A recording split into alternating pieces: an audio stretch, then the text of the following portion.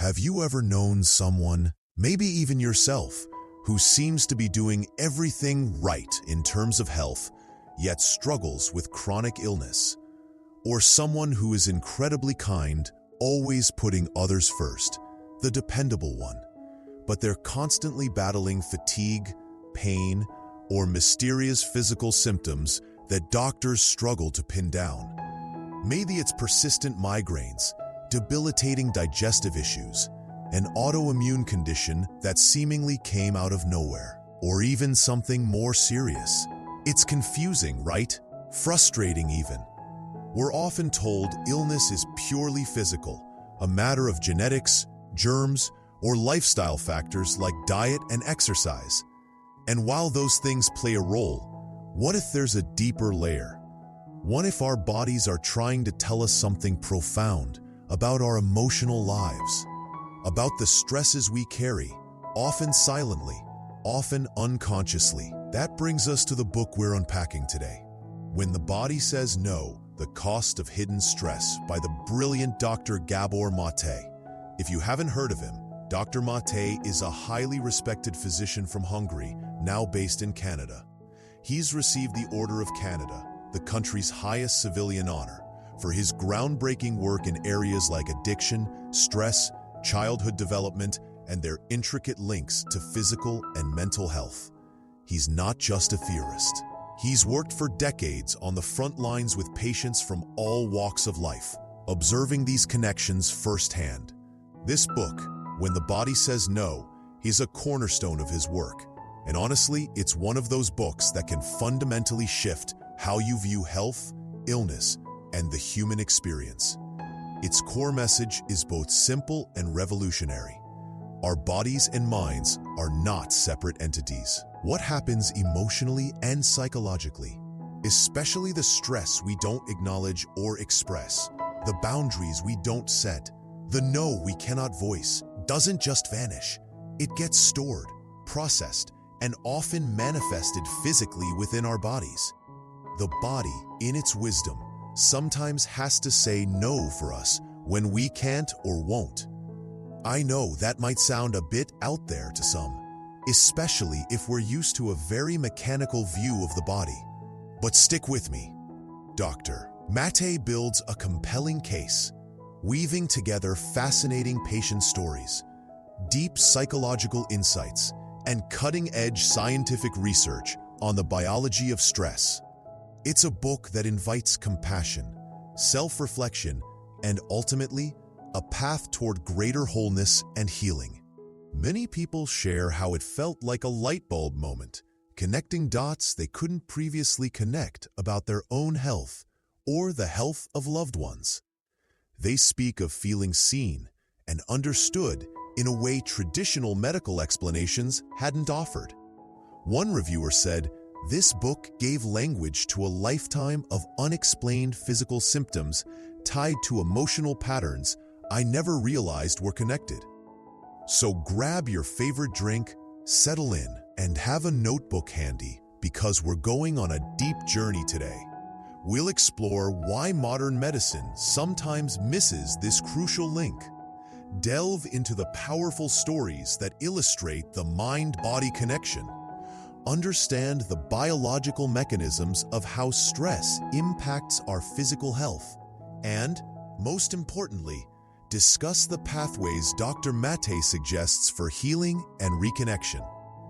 This isn't just about understanding illness, it's about understanding ourselves more deeply. Ready? Let's get started. So, first things first, why isn't this mind-body connection common knowledge, front and center in every doctor's office? Dr. Maté points out a significant challenge within the structure of modern Western medicine, what philosophers call dualism. This idea is deeply embedded since thinkers like René Descartes centuries ago thought that the mind, or soul, spirit, and the body are fundamentally separate things. The mind is seen as the realm of thoughts, emotions, and consciousness, while the body is viewed more like a complex biological machine. Think about how healthcare is often structured. If you have a heart problem, you see a cardiologist. A skin issue, a dermatologist. Digestive trouble, a gastroenterologist. This specialization is incredibly powerful and has led to amazing advancements in treating specific diseases and performing intricate procedures. We need experts who understand the fine details of particular organs and systems. No question about that. But Dr. Maté argues, this hyper-specialization can sometimes lead to losing sight of the whole person. The cardiologist might focus intensely on the physical mechanics of the heart, the blood vessels, and the cholesterol levels, but might not have the time, training, or even the framework to deeply explore the patient's emotional life, their stress levels at work, their relationship dynamics, their childhood experiences. Factors that we're starting to understand have a profound impact on cardiovascular health. It's like taking your car to a mechanic who is an expert only on tires. They can tell you everything about tread depth and pressure. But if the underlying issue is with the engine management system causing uneven wear, they might miss it entirely because they're not looking at the integrated whole. Peter, one reader, shared on the forum a personal anecdote about his mother's chronic digestive illness. His mother went to numerous specialists, top experts in gastroenterology. The focus was always on medication and managing the physical symptoms within the digestive tract. Yet, the condition didn't significantly improve. Only later, after encountering ideas like those in Dr. Maté's book, Peter began to wonder about the potential role of deeper, unresolved stresses or emotional patterns in his mother's life that weren't being addressed by purely physical treatments. This is a story many people can relate to, feeling like only one piece of the puzzle is being looked at. This isn't about blaming doctors. Most are dedicated professionals working within a system. The system itself, rooted in that mind-body dualism, often trains them to prioritize the measurable, physical aspects of disease. Emotional and psychological factors can feel fuzzy, subjective, and harder to quantify, and thus sometimes get sidelined in a busy clinical practice focused on biological markers and interventions. However, the mind-body connection idea isn't new or fringe. Ancient wisdom traditions across the globe have always emphasized this unity. Hippocrates, the father of Western medicine, famously said, "It is more important to know what sort of person has a disease than to know what sort of disease a person has." Plato spoke about treating the body and soul together. The field of psychosomatic medicine, psyche equals mind, soma equals body, emerged in the 20th century, specifically studying these interactions. Pioneers like Dr. Franz Alexander researched links between personality types, stress, and conditions like hypertension and ulcers back in the 1930s and 40s. Yet, despite this history and growing modern evidence, the dominant medical model still often operates with a functional separation. As Dr. Maté points out, this can leave patients feeling fragmented, unheard, and sometimes implicitly blamed if a clear physical cause for their suffering isn't found. They might be told, "It's all in your head," which is dismissive and unhelpful, rather than exploring how what's in the head, or instead, the entire emotional and neurological system, is profoundly impacting the body. Online discussions often reflect this frustration. You see people sharing stories of being bounced from specialist to specialist, undergoing countless tests that come back normal, yet still feeling deeply unwell. They express a longing for a healthcare approach that sees them as a whole person, acknowledging the interplay between their life experiences, emotions, and physical health. So, when the body says no, serves as a powerful corrective, reminding us that we are integrated beings. Our thoughts, feelings, past experiences, and social connections are not separate from our biology. They are intricately woven into it. Understanding this is the first step towards a more holistic understanding of health and illness. It opens the door to exploring how these connections work, which Dr. Maté illustrates beautifully through compelling real-life stories.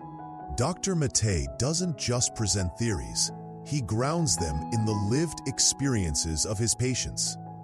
One of the book's most poignant and illustrative stories is Mary's story. Mary was a woman in her 40s, described as small, gentle, kind, and a mother to 3 children. Everyone saw her as warm, friendly, and always helpful, the kind of person who wouldn't hurt a fly. Her life took a dramatic turn after a seemingly minor injury, a pinprick to her finger. Instead of healing normally, the wound festered. Her fingers started experiencing extreme reactions to cold or stress, turning white, then blue, then red, accompanied by intense pain. This is characteristic of Raynaud's phenomenon, where small blood vessels in the extremities constrict excessively. But for Mary, it didn't stop there. The condition worsened dramatically. She developed painful ulcers and tissue death, gangrene in her fingertips, requiring multiple hospitalizations and surgeries over a year. The pain became so unbearable that she eventually requested amputation of the affected finger. Tragically, even amputation didn't halt the progression. The process was spreading, and then came the devastating diagnosis: scleroderma. Scleroderma is a serious, chronic autoimmune disease. Sclero means hard, and derma means skin. In scleroderma, the immune system mistakenly attacks the body's tissues, leading to inflammation and excessive collagen production, causing the skin and connective tissues to thicken and harden. It can affect not only the skin, but also internal organs like the lungs, heart, kidneys, and digestive tract. The body is turning on itself and hardening. Dr. Maté, initially treating Mary, followed the standard medical protocols: anti-inflammatory drugs, pain medication, surgeries to remove dead tissue, and physical therapy to maintain mobility. But the disease marched relentlessly onward. The conventional treatments were merely managing symptoms, not addressing the root cause of this internal civil war, as Dr. Maté calls it.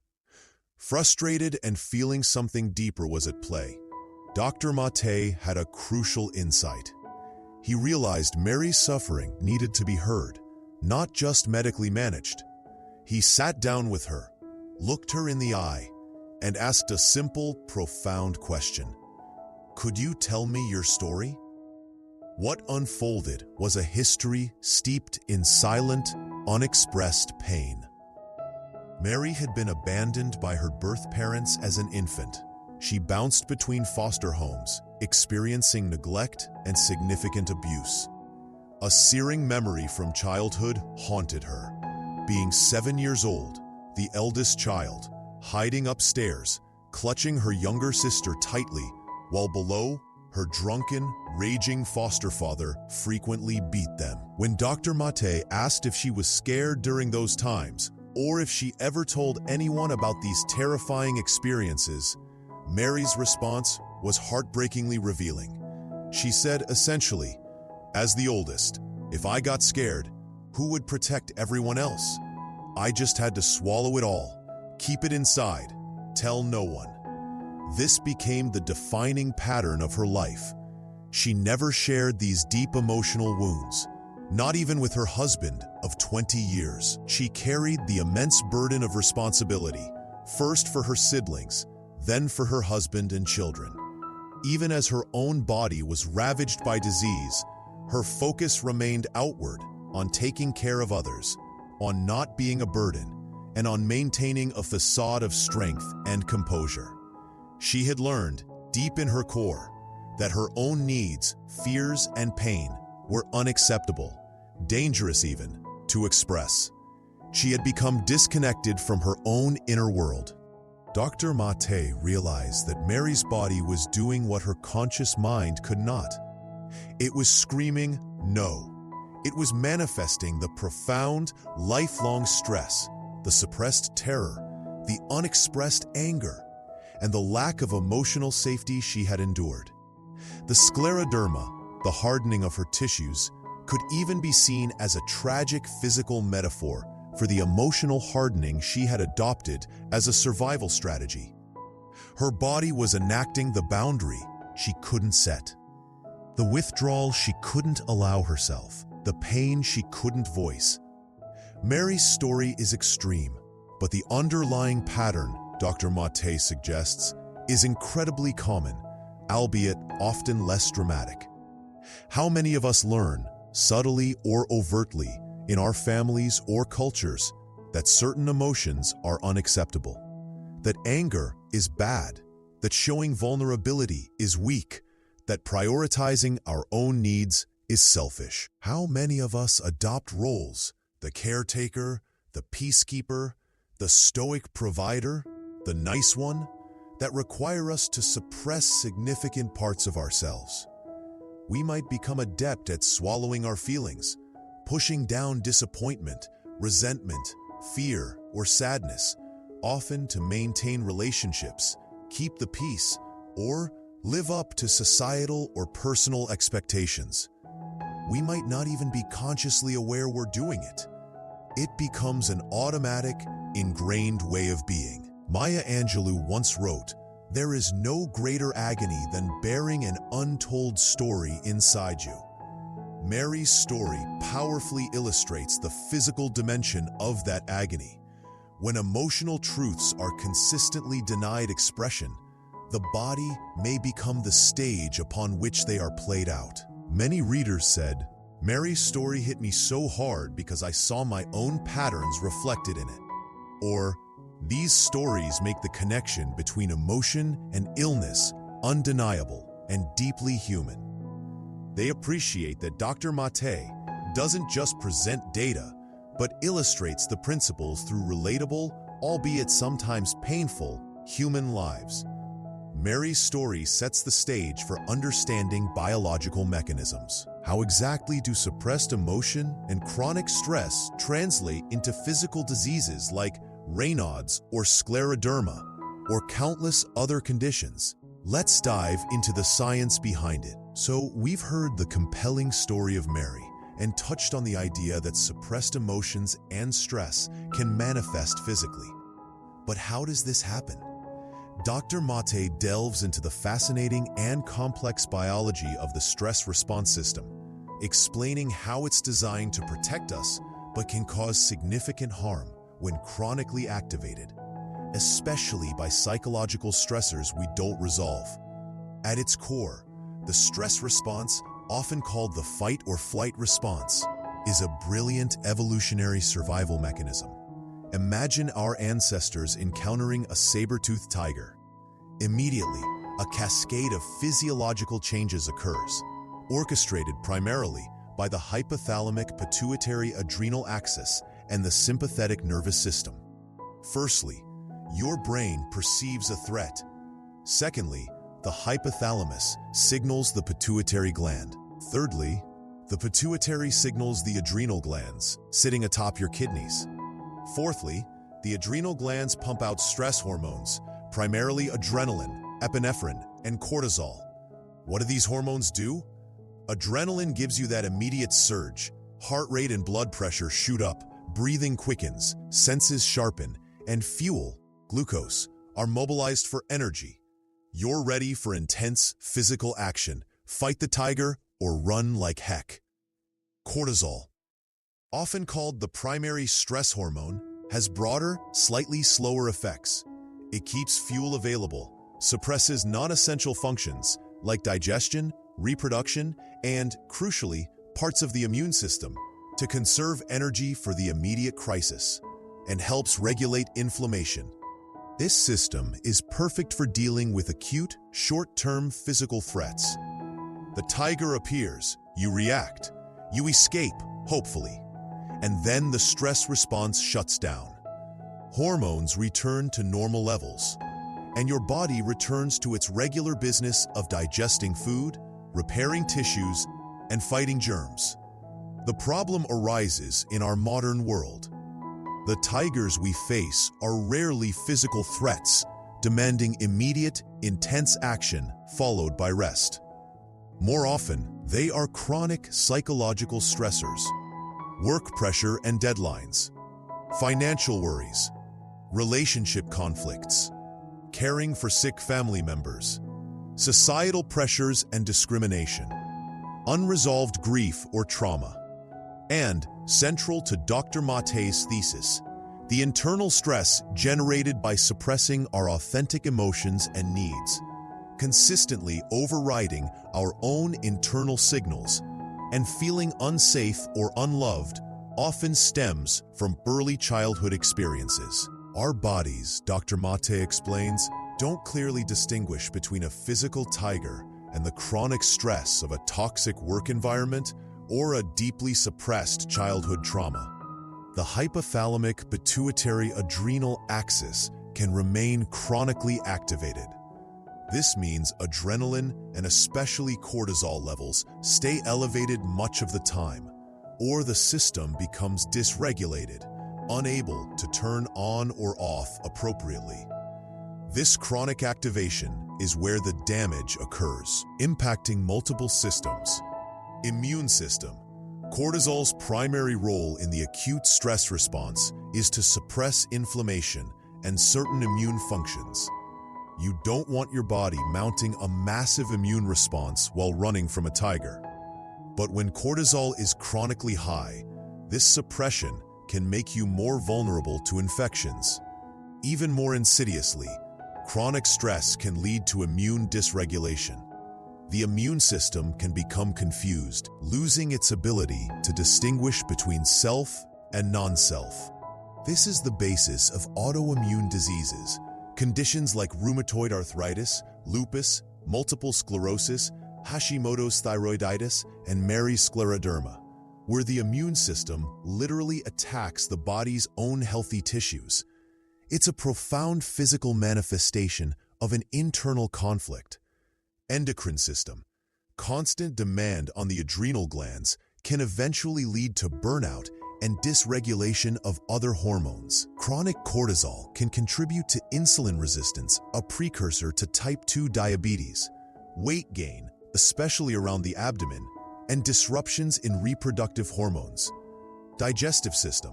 Fight or flight diverts blood away from the gut. Chronically, this can lead to issues like irritable bowel syndrome, IBS, indigestion, and changes in the gut microbiome, the community of bacteria essential for health. Chronic stress also increases stomach acid production, contributing to ulcers, especially when combined with H. pylori bacteria. Remember the speaker's mother. Chronic digestive issues are very commonly linked to stress.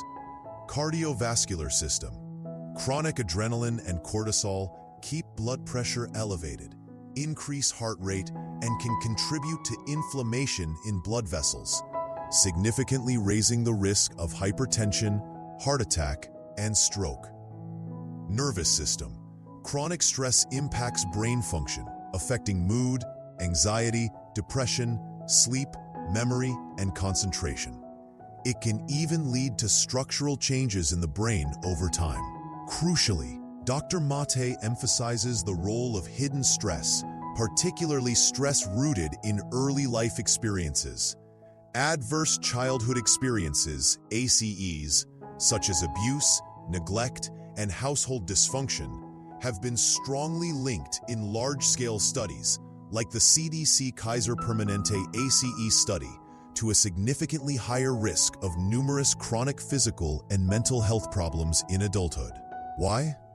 Because early life stress can shape the developing brain and stress response system, making individuals more vulnerable to the impacts of stress later in life.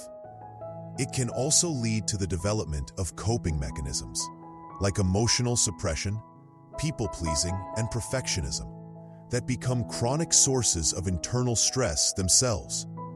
This brings us back to the idea of the nice people often getting sick. Dr. Maté observes that individuals who consistently suppress their own needs and emotions, especially anger, to maintain harmony, gain approval, or fulfill a caretaker role are essentially subjecting themselves to chronic internal stress. They might look calm on the surface, but their physiological stress response systems can be working overtime. He shares the story of Alan, the perfect employee, working long hours, never complaining, always helpful. Alan believed his health problems stemmed from poor eating habits due to work. However, Dr. Maté saw his intense work ethic not just as dedication, but as a way to seek the external validation and sense of worth he wasn't finding in his emotionally unsatisfying marriage. His positive work stress masked a deeper, unmet need and contributed significantly to his body's burden. The renowned stress researcher Hans Selye stated, "It's not stress that kills us, it is our reaction to it." Dr. Maté takes this further, suggesting it's often our unconscious reactions, our ingrained patterns of suppression and disconnection from our authentic selves, driven by past hurts and unmet needs, that make stress so damaging physically. Bessel van der Kolk's groundbreaking book is titled "The Body Keeps the Score," and this concept is central here. Experiences, especially traumatic or highly stressful ones, that aren't fully processed emotionally, don't just disappear. They leave imprints on our nervous system, our hormonal balance, and our immune function, literally shaping our biology. Online readers often comment that the biological explanations in when the body says no are incredibly validating.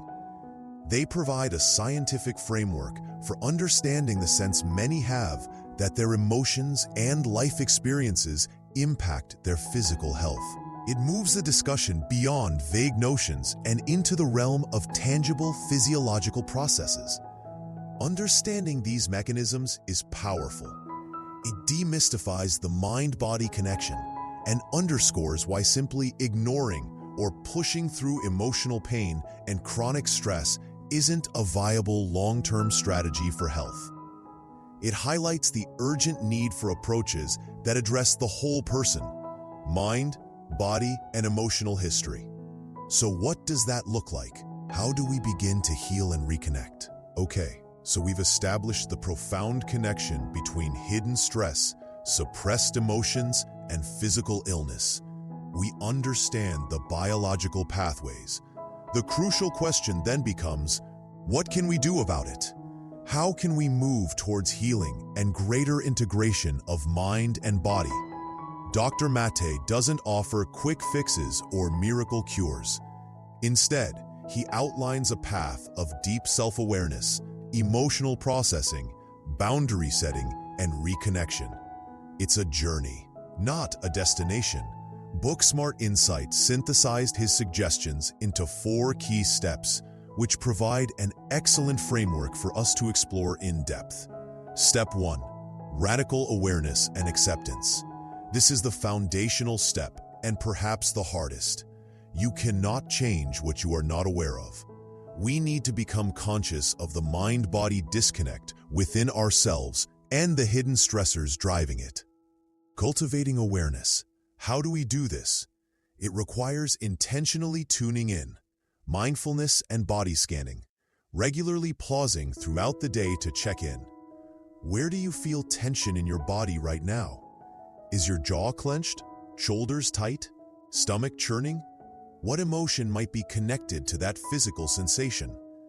Practices like meditation or simple body scan exercises can build this muscle of interoception, sensing your internal state. Journaling, writing freely about your feelings, daily stressors, and reactions to events. Sometimes, seeing it on paper helps identify patterns you weren't consciously aware of. Ask yourself probing questions. What situations consistently trigger stress for me? What emotions do I tend to avoid or suppress? What needs might be unmet? Noticing patterns. Are there recurring physical symptoms that occur during specific times or situations? Headaches before family gatherings? Stomach issues during work deadlines? Eczema flare-ups after conflict? These can be valuable clues from your body. Identifying stressors. Obvious and hidden, we need to be honest about all sources of stress. Obvious: work demands, financial strain, relationship difficulties, health problems. Hidden: this is where Dr. Maté really pushes us. What about the stress from unmet childhood needs for safety, love, acceptance, autonomy? These echo in adult life. Internalized expectations from parents, society, ourselves. I must be perfect. I must achieve. I must always be strong. Suppressed emotions: anger, grief, fear, shame. Lack of boundaries: saying yes when you mean no, overcommitting. Self-criticism: the harsh inner voice, challenging the push-through mentality. Our culture often praises resilience, equated with stoicism and powering through difficulties. But Dr. Maté warns against this when it means overriding your body's signals and denying your emotional reality. True resilience involves acknowledging the struggle, seeking support, and adapting, not just gritting your teeth until you break. Acceptance, not resignation. Accepting the reality of your stress, physical symptoms, and emotional patterns isn't about giving up. It's about stopping the fight against reality. It's saying, okay, this is what's happening right now. This is real. Only from that place of acceptance can you begin to make conscious choices about how to respond differently. As the famous psychologist Carl Rogers implied, the curious paradox is that when I accept myself just as I am, then I can change. Carl Jung said more directly, until you make the unconscious conscious, it will direct your life and you will call it fate. Awareness and acceptance turn fate into choice. Recognizing self-defeating thoughts. Dr. Maté mentioned specific thought patterns that perpetuate stress and hinder awareness. I'm not trying hard enough. I must do more. Often leads to burnout, ignores limits. I have to be involved in, control everything. Creates anxiety, prevents delegation, trust. I'm responsible for everyone else's feelings, happiness.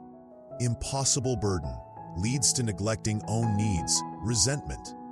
Becoming aware of when these scripts run in your mind is crucial for challenging them. This first step is about turning the flashlight inward, with honesty and, importantly, self-compassion. It's about starting to listen, truly listen, to the messages your body and emotions have been sending. Step 2. Honoring anger and reclaiming autonomy. This is a big one, especially for those conditioned to be nice or avoid conflict. Dr. Maté argues that healthy anger is not only permissible but essential for well-being and boundary setting. Reframing anger. Anger often gets a bad rap, associated with aggression and destruction. But Dr. Maté distinguishes between healthy anger and uncontrolled rage. Healthy anger is a natural, physiological response that arises when a boundary has been crossed, a need is unmet, or our integrity is threatened. It provides energy, focus, and the impetus to protect ourselves or assert our needs. It's a signal saying something is not right here. Suppressing this vital signal consistently is what causes problems. Conversely, rage is often distorted, accumulated anger erupting inappropriately, or anger used to dominate or control. The cost of suppression. When we routinely swallow our anger because we fear conflict, rejection, or being seen as difficult, it doesn't just disappear. It can turn inward, manifesting as depression, resentment, bitterness, anxiety, or physical symptoms like muscle tension, headaches, high blood pressure, or even contributing to immune dysfunction. Think of it like holding a beach ball underwater. It takes constant energy. Eventually, it might pop up unexpectedly or cause strain elsewhere. Learning healthy expression and assertion. How do we honor anger healthily? It's about learning to express it constructively and assertively. Dr. Maté mentioned 3 key aspects. 1. Expression. Learning to voice what's wrong. This doesn't mean yelling or blaming. Techniques like nonviolent communication, developed by Marshall Rosenberg, offer a helpful framework. Observation. State the specific behavior objectively. Example, when you arrive 30 minutes late for our meeting. Feeling. State your feeling. I feel frustrated and disrespected. Need. State the underlying need. Because I need punctuality and reliability to manage my schedule effectively. Request. Make a clear, positive request. Would you be willing to call me if you know you're going to be more than 10 minutes late next time? This allows you to express your anger, frustration clearly without attacking the other person. Even if the event has passed, mentally rehearsing or journaling using this framework can help process the emotion. 2. Resolution. Expression alone isn't always enough. Healthy anger fuels action to address the source of the problem. This might involve setting clear boundaries. I am no longer available to work late on weekends. I need you to speak to me respectfully, even when you're upset. Making changes, leaving a toxic situation, renegotiating responsibilities, seeking mediation, protecting yourself, physically or emotionally distancing from harmful influences. This requires courage, as it often involves confronting established patterns or risking disapproval. 3. Responsibility. Owning your choices and their outcomes. When you start setting boundaries or expressing needs more directly, others might react negatively, especially if they benefited from your previous compliance. Healing involves accepting that you cannot control others' reactions, only your own actions. Taking responsibility for your choices, even when difficult, is the essence of reclaiming autonomy, the sense that you are the author of your own life, not just reacting to external pressures or internal compulsions. As Audre Lorde powerfully stated, your silence will not protect you. Voicing your truth, including your anger, is often essential for self-preservation and health. Brené Brown also speaks extensively about how clear boundaries are essential for compassion and connection, noting that clear is kind, unclear is unkind. Honoring your anger healthily is fundamentally about honoring yourself. It's about saying, my needs matter, my feelings are valid, my boundaries are important. This shift is crucial for reducing the internal stress that contributes to illness. Step 3. Cultivating true attachment. Humans are wired for connection. Secure, supportive relationships are vital for our emotional and physical well-being. Dr. Maté points out that unresolved stress and suppressed emotions, often rooted in early attachment experiences, can distort our ability to connect healthily as adults. Attachment styles and patterns. Briefly, attachment theory suggests our early bonds with caregivers shape our internal blueprint for relationships. If caregivers are consistently responsive and attuned, we tend to develop a secure attachment style, feeling safe in connection and comfortable with both intimacy and independence. Suppose early relationships were inconsistent, neglectful, or frightening. In that case, we might develop insecure attachment styles, anxious, avoidant, or disorganized, leading to difficulties with trust, intimacy, emotional regulation, and setting boundaries in adult relationships. These patterns often operate unconsciously. The false dichotomy. Dr. Maté observes that emotional suppression can lead people to two extremes in relationships, both representing a lack of true attachment. Isolation withdrawal. Some people shut down emotionally, avoiding intimacy and vulnerability to protect themselves from potential hurt. They might seem self-sufficient, but often feel deeply lonely and disconnected. This can be a form of self-imposed exile driven by fear, enmeshment, codependence. Others might become overly reliant on external validation, constantly seeking reassurance. unable to tolerate being alone, or losing their sense of self in relationships. They might equate connection with merging completely or constantly caretaking others to secure love. This often stems from a deep fear of abandonment. What true connection looks like. Healthy attachment or interdependence involves the ability to be both connected and separate. It means maintaining your sense of self within relationships, being able to be vulnerable and authentic with safe people, offering and receiving support without losing yourself, having healthy boundaries, communicating needs and feelings openly, repairing conflicts constructively. It's a dance between intimacy and autonomy, rebuilding and strengthening connections. Healing involves becoming aware of your attachment patterns and consciously working towards healthier ways of relating. This might involve self-reflection, examining your relationship history and patterns with honesty. Journaling can be helpful here. Therapy. Working with a therapist can provide invaluable support in understanding and healing attachment wounds. Practicing vulnerability. Gradually share more of your authentic self with trusted friends, family, or partner. Improving communication. Learning skills like active listening and assertive expression, like nonviolent communication. Choosing relationships wisely, gravitating towards people who respect your boundaries and support your growth. Self-compassion. Recognizing that changing ingrained patterns takes time and effort. Dr. Maté suggests asking yourself, how do I truly see the people around me? How do I feel about them? How can I seek their support authentically without sacrificing myself or demanding they meet all my needs? Reflecting on these questions can illuminate the path towards genuine connection. The Sufi poet Rumi wrote, "The wound is the place where the light enters you."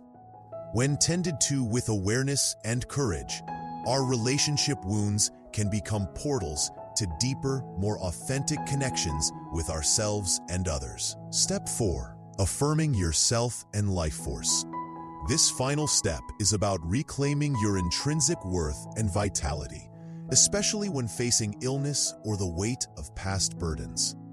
Chronic stress and illness can often lead to feelings of helplessness, hopelessness, and worthlessness, a sense of being diminished or defined by the struggle. Challenging self-negation. When ill, it's easy to feel like a burden, useless, or fundamentally flawed. This negative self-talk creates more stress, hindering the healing process in a vicious cycle. We must consciously counter this. Dr. Maté emphasizes the need to affirm our existence and inherent value, independent of our health status or productivity.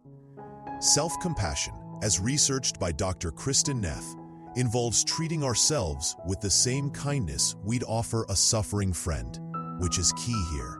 The power of affirmation. This isn't just about reciting positive phrases, though that can help. It's about a deep, internal declaration. I am worthy of care. My life has value. I am committed to my healing journey. I matter. It's about shifting from identifying with the illness or the stress pattern to identifying with the core self that is seeking wholeness. Creative expression. Dr. Maté highlights the healing power of engaging in activities that connect us to our innate creativity and life force. This doesn't mean you have to be a great artist. It's about engaging in activities purely for the joy, expression, or process, unrelated to external validation, obligation, or even your core identity roles, like parent, employee, etc. For examples, writing like Dr. Maté himself found therapeutic, painting, drawing, playing music, singing, dancing, gardening, cooking, baking, knitting, woodworking, coding, building something, photography, anything that allows you to feel engaged, expressive, and alive in the moment. Why it works? Creativity bypasses the purely rational mind, taps into deeper emotions and intuition, provides non-verbal outlets for expression, fosters a sense of agency and accomplishment, and connects us to a feeling of vitality. It reminds us that we are more than our problems or our pain, connecting to life.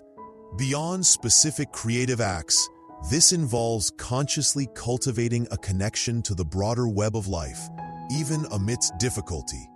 Mindfulness, paying attention to the present moment, the sensation of sunshine, the taste of food, the sound of birdsong.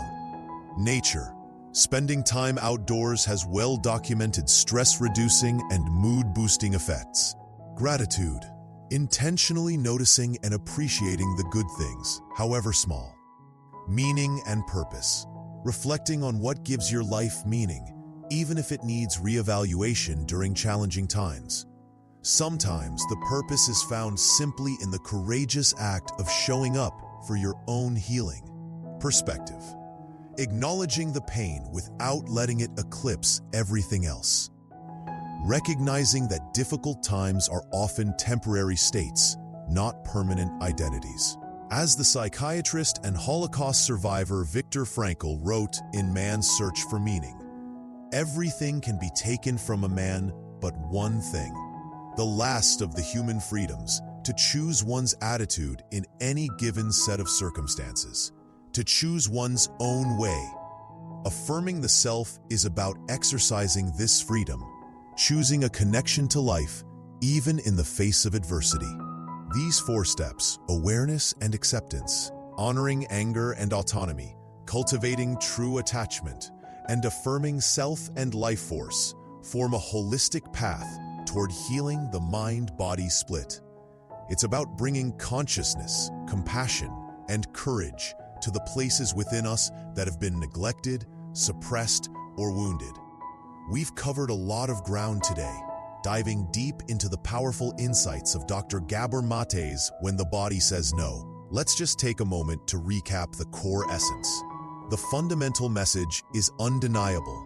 Mind and body are one interconnected system. The hidden stresses we carry, the emotions we suppress, especially anger and pain related to unmet needs or trauma, the boundaries we fail to set, these have real, tangible consequences for our physical health.